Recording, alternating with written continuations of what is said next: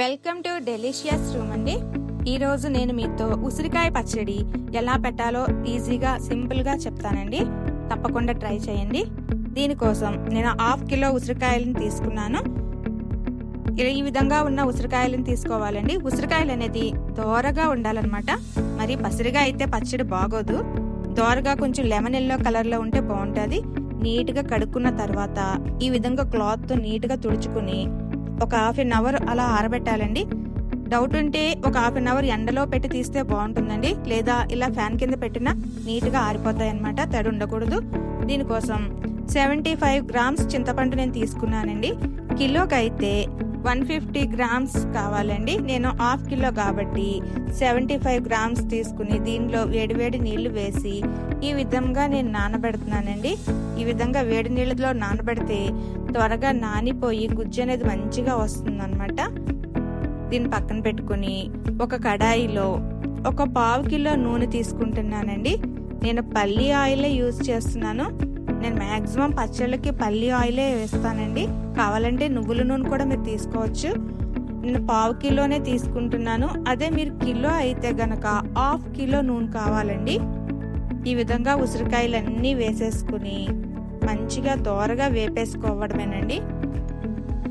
పల్లి ఆయిల్ అయినా పర్వాలేదు, నువ్వుల నూనె అయినా పర్వాలేదండి, మీ ఇష్టం. నాకు పల్లి ఆయిల్ అలవాటు అనమాట, అందుకే నేను మ్యాక్సిమం ఎక్కువ అదే యూస్ చేస్తాను. ఈ విధంగా గోల్డెన్ కలర్లోకి వచ్చే వరకు ఉసిరికాయల్ని మంచిగా వేపేసుకోవాలండి. ఉసిరికాయ అనేది మొత్తం వేగిపోవాలన్నమాట. అలా అని బ్లాక్గా కూడా వచ్చేస్తే బాగోదు, ఇలా దోరగా అయితేనే బాగుంటుంది అనమాట. వేగిన తర్వాత ఇవి కూడా పక్కనకి తీసేసుకుని వీటిని కూడా చల్లారి పెట్టుకోవాలండి. వేడివేడిగా ఉండకూడదన్నమాట, చల్లారిపోవాల్సిందే. దీంట్లోనే తాలింపుకి ఆవాలు ఇంకా 5-6 ఎండుమిర్చి వేసుకుంటున్నానండి. ఈ తాలింపు అంతా వేగిపోయిన తర్వాత స్టవ్ ఆఫ్ చేసేసి దీన్ని కూడా చల్లారనివ్వాలండి. ఇప్పుడు ఇంకో కడాయి తీసుకుని 2 స్పూన్ల ఆవాలు, వీటిని కూడా లో ఫ్లేమ్లో మంచిగా వేపుకోవాలండి. మంచి స్మెల్ వచ్చే వరకు సరిపోతుంది. 1 స్పూన్ మెంతులు కూడా తీసుకుంటున్నానండి. వీటిని దోరగా వేపుకోవాలండి. లో ఫ్లేమ్లోనే వేపుకోవాలి. మంచి సువాసన వచ్చేంత వరకు దోరగా వేపితే సరిపోతుంది. ఇవి కూడా చల్లారిన తర్వాత మిక్సీ పట్టేసుకోవాలండి. ఇలా వేగిన తర్వాత స్టవ్ ఆఫ్ చేసేసి చల్లారనివ్వాలండి.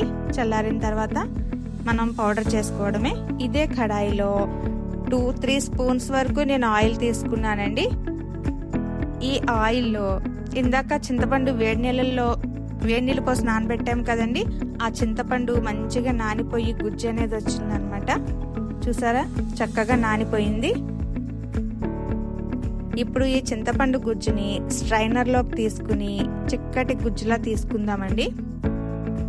ఈ విధంగా స్ట్రైనర్లో తీసేసుకుని చిక్కటి గుజ్జు అనేది తీసుకోవాలన్నమాట. దీంట్లో ఇంక వాటర్ అనేది వేయకూడదండి. ఎంత చిక్కటి గుజ్జు వస్తుందో అంతే తీసుకోవాలి. చిక్కటి గుజ్జు అయితేనే త్వరగా కుక్ అవుతుందండి. వాటర్ వేస్తే ఎక్కువ టైం పట్టేస్తుంది అనమాట. ఈ విధంగా చిక్కగానే ఉండాలండి. బాగా కుక్ అయిపోయి ఆయిల్ పైకి వచ్చేంత వరకు దీన్ని ఉడకబెట్టాలి. 1 టీ స్పూన్ వరకు పసుపు వేస్తున్నాను. ఈ విధంగా మంచిగా కుక్ అయిపోవాలండి. చిక్కగా అయిపోయిన తర్వాత ఆయిల్ అనేది మనకు పైకి వస్తూ ఉడికినట్టు దగ్గరగా అయిపోతుంది, మనకు తెలుసు. ఇప్పుడు ఆవాలు మెంతులు పౌడర్ పట్టేసుకుని దాన్ని వేసానండి. ఇప్పుడు 50 గ్రామ్స్ కారం తీసుకున్నానండి. 1/2 కిలో కాబట్టి నేను 50 గ్రామ్స్ తీసుకుంటున్నాను. కిలో అయితే మీరు 100 గ్రామ్స్ తీసుకోండి. 50 గ్రామ్స్ సాల్ట్ తీసుకుంటున్నానండి. ఇది కల్లుప్పు కాదండి, సాల్ట్ అనమాట, అందుకే 50 గ్రామ్స్ వెయిట్లో వస్తుంది. ఇవి మంచిగా మిక్స్ చేసుకోవాలండి. అదే మీరు కిలో అయితే గనక 100 గ్రామ్స్ కారం, 100 గ్రామ్స్ సాల్ట్ తీసుకోవాలన్నమాట. నేను 1/2 కిలో కాబట్టి 50 గ్రామ్సే తీసుకుని మొత్తం అన్ని మిక్స్ చేసుకుంటున్నానండి. ఈ విధంగా మొత్తం మిక్స్ చేసేసుకోవాలన్నమాట. ఇప్పుడు ఇందులో ఇందాక చింతపండు గుజ్జు ఉంది కదండి, ఇది చల్లారిపోయింది. దీన్ని పూర్తిగా చల్లారి మంచిగా వచ్చిందండి. ఇది కూడా దీంట్లో వేసుకుని మొత్తం కలిపేసుకోవాలన్నమాట.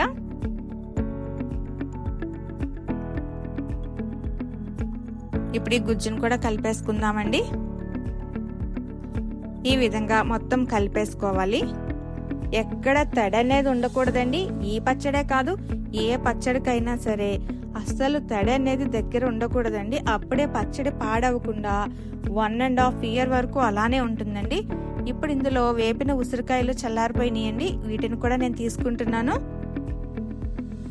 వీటికి కూడా ఈ కారం అంతా మంచిగా కోటయ్యేలాగా మొత్తం మిక్స్ చేసుకోవాలండి.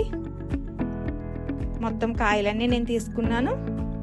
వీటికి కూడా మంచిగా కోటయ్యేలాగా ప్రతి కాయ కూడా ఈ కారంలో మంచిగా కోట అవ్వాలన్నమాట. ఈ విధంగా మొత్తం కలుపుకోవాలండి. స్పీడ్గా కలిపేసుకుంటే కాయ అనేది డిస్టర్బ్ అవుతుందండి. అట్లా అవ్వకుండా జాగ్రత్తగా కాయ ఏమాత్రం ఏమీ అవ్వకుండా మంచిగా కలుపుకోవాలండి. నీట్గా ప్రతి కాయకి కారం కోట అవ్వాలన్నమాట. అప్పుడు బాగుంటుంది. ఈ విధంగా కలిపేసుకోవాలండి. ఇందాక తాలింపు వేసుకుని చల్లారబెట్టుకున్నాం కదండి, ఆ ఆయిల్ని ఇందులో తీసుకోవాలన్నమాట. ఆయిల్ అనేది పూర్తిగా చల్లారిపోయినా బాగోదు, వేడివేడిదైనా బాగోదండి. గోరువెచ్చగా ఉంటే పర్ఫెక్ట్గా ఉంటుందన్నమాట. ఇప్పుడు ఈ ఆయిల్ని కూడా తీసుకుని ఇప్పుడు మొత్తం మంచిగా మిక్స్ అయ్యేలాగా మొత్తం అంతా జాగ్రత్తగా కలుపుకోవాలన్నమాట. రోజుకి ఒక ఉసిరికాయ తీసుకుంటే బాడీకి చాలా మంచిదంటండి. సి విటమిన్ కూడా బాగుంటుందంట. ఒక్క ఉసిరికాయ తీసుకుంటే చాలా సమస్యలు పోతాయంట. ఎలా అయినా మనకు పచ్చడి అంటే చాలా ఇష్టం కదా.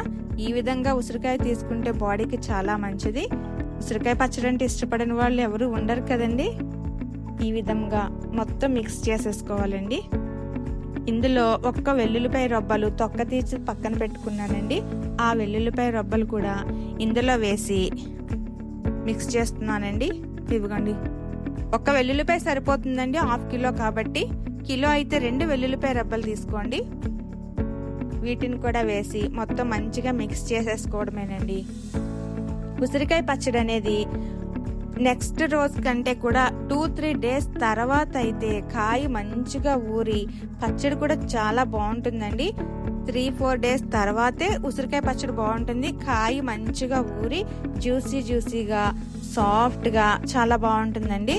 నెక్స్ట్ డే అయితే బాగోదండి. ఇది నేను 3-4 డేస్ తర్వాత నేను చూపిస్తాను. ఇంతేనండి. దీన్ని ఇప్పుడు గాజు సీసాలోకి కానీ ప్లాస్టిక్ బాటిల్లోకి కానీ తీసుకోవాలండి. మంచిగా ఊరి బాగుంటుందండి. నేను చూపిస్తాను. అప్పటికప్పుడైతే కాయ అంత బాగోదు. ఇప్పుడే కదా మనం వేపి పట్టాము.